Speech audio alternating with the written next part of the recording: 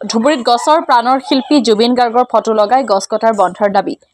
ধুবুৰী জুইশালা কাৰখানা ৰাস্তাৰ কাষতে থকা গছবোৰ কটা কেন্দ্ৰ কৰি গছত জুবিন গাৰ্গৰ ফটো লগাই গছ কটাৰ বিৰোধিতা দল সংগঠন তথা ৰাইজৰ।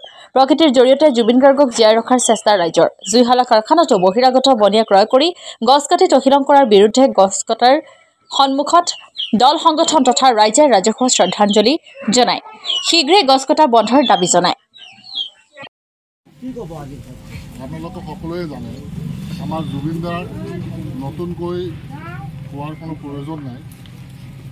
আজি যিটো আমি প্ৰগ্ৰাম কৰিছোঁ ধুবুৰী মেছ ফেক্টৰী বুলি, এই জেগাটো মেছ ফেক্টৰী বুলি জানে সকলোৱে, কিন্তু জুবিনদা গছ কটাৰ হামেশা বিৰোধিতা কৰিছিল।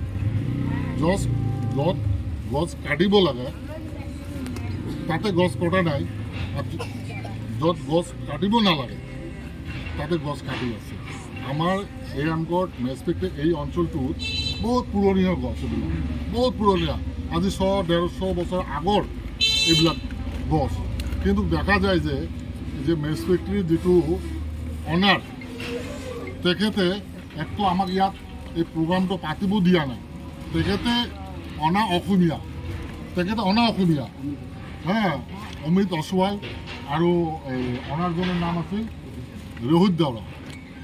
তেওঁলোকে অনা অসমীয়া, তেওঁলোকে যাৰ কাৰণে মোৰ ধাৰণা তেওঁলোকে এই গছ কটা, এই পুৰণি গছ যিটো লৈ গোটেই অসমত বৰ্তমান যিটো চিটুৱেশ্যন, যিটো জুই জ্বলি আছে, কিন্তু তেখেতে গছ কটা হাউটো ক'ত পালে?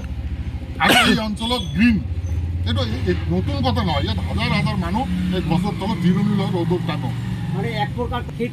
আমাৰ অসমীয়া যিটো আৱেগ, এইটো অসমীয়া কি বুজি পাব? যাৰ কাৰণে গছ কটি আছে। আমি ইয়াত আজি প্ৰগ্ৰাম কৰিম জুবিনদাৰ আপোনালোকে জানে জুবিনদাৰ সম্পৰ্কে যিমানে নকওঁ কিয় মানে খতম নহ'ব, কিন্তু এওঁলোকে আমাক ইয়াত পাতিব দিয়া নাই। আমাৰ মহান শিল্পীগৰাকীৰ আজি শ্ৰদ্ধাঞ্জলি জ্ঞাপন কৰিছোঁ। আৰু গছ কটাৰ যিটো আমি যোৱাকালি আমি বাধা দিছিলোঁ, গছ যাতে নকটে ইয়াৰ আমি প্ৰতিবাদ কৰিছোঁ। এই গছ উইংকৰ নহয়, কামৰূপ আইচ ক'ল্ড ষ্ট'ৰেজৰ নহয়, CRPFৰ কামাণ্ডেনে এই গছ পুলিবোৰ ফৰেষ্টৰ পৰা আনি ইয়াত ৰুইছে। এইটো ফৰেষ্টৰ গছ, ফৰেষ্টৰ সম্পত্তি ফৰেষ্টে ৰক্ষা কৰিব লাগে।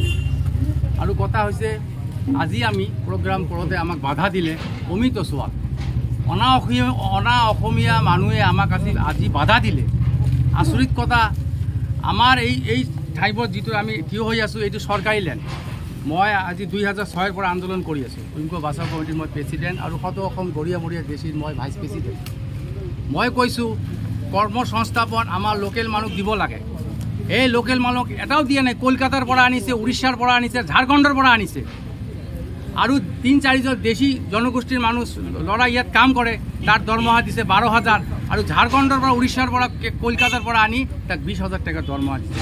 ছেম কাম, একেই ডিউটি একেই কাম। মই অসম চৰকাৰৰ মাননীয় মুখ্যমন্ত্ৰীক কৈছোঁ যে আপুনি সঁচাকৈ যদি খিলঞ্জীয়াক ভাল পায়, আজি অনা অসমীয়া দবদবী সিদ্ধাৰ্থ শৰ্মা আজি কি কৰিলে, আমাক জুই লগাই দিলে। আমাৰ হিয়াৰ জুবিন গাৰ্গ ডাঙৰীয়া আজি মৃত্যু হৈছে। আমি ক'ব মানে খুব টান পাইছোঁ, খুব দুখ লাগে, চকুৰ পানী আহে আমাৰ। ছেম আজি ঘটনা ঘটাইছে অমিত অছৱাল। ই এজন অনা অসমীয়া মানুহ, সদায় আৰু সাম্প্ৰদায়িক কথা কয় এই অনা অসমীয়া মানুহজন অমিত অছৱাল।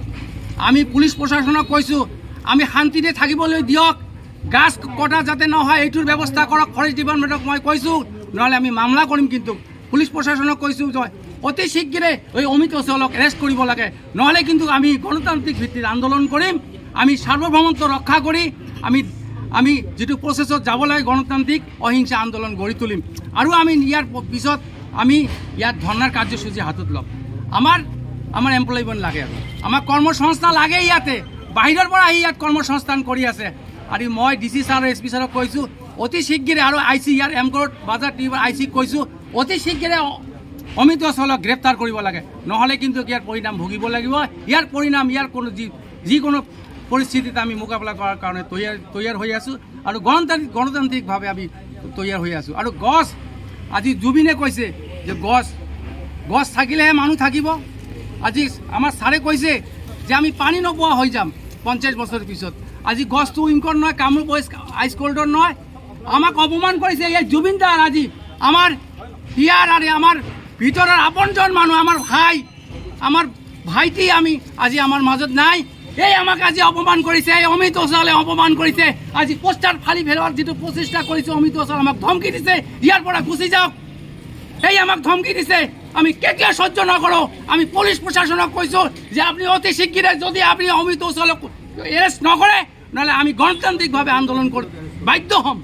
মূল চৰকাৰ ধুবুৰী সমাজসেৱক আজি মই আহিছোঁ মেছ কোম্পানীত এম্পৰত আহিছোঁ। আমি শ্ৰদ্ধাঞ্জলি জ্ঞাপন কৰিবলৈ আহিছোঁ জুবিন গাৰ্গৰ। আমি আমাৰ এম্পৰ ৰোডৰ গোটেই ৰাইজক লৈ মই আজি ইয়াত স্থিৰ হৈছোঁ আৰু আজি আমি শ্ৰদ্ধাঞ্জলি জ্ঞাপন কৰাৰ আগতে মই দেখি পাইছোঁ যে ৰাস্তাতে আমাৰ এই ফেক্টৰীৰ ওচৰতে কিছুমান ভিৰ কিছুমান গণ্ডগোলৰ সৃষ্টি হৈছিলে। আমি এইটো দেখিছোঁ, কিন্তু জুবিন গাৰ্গৰ শ্ৰদ্ধাঞ্জলি জ্ঞাপন কৰিবলৈ যাতে গণ্ডগোলৰ সৃষ্টি হয় আমি ধিক্ষা দিছোঁ। যোনে গণ্ডগোলৰ সৃষ্টি কৰি আছে তেওঁক আমি ধিক্ষা দিছোঁ। তাৰপিছত কথা হ'ল কি যে জুবিনে কৈছিলে যে গাছ কাটিবলৈ মানা আছিলে, দীঘলীয়া প্ৰক্ৰিয়াৰ গাছ কাটিবলৈ মানা কৰিছিলে আৰু গোটেই গাছ কাটিবলৈ জুবিন গাছৰ ভক্ত আছিলে আৰু গোটেই অসমত এটা গাছ কাটিবলৈ ইয়াতে মানা কৰিছিলে যে যিহেতু গাছ একটা অক্সিজেন, আমি অক্সিজেন লওঁ।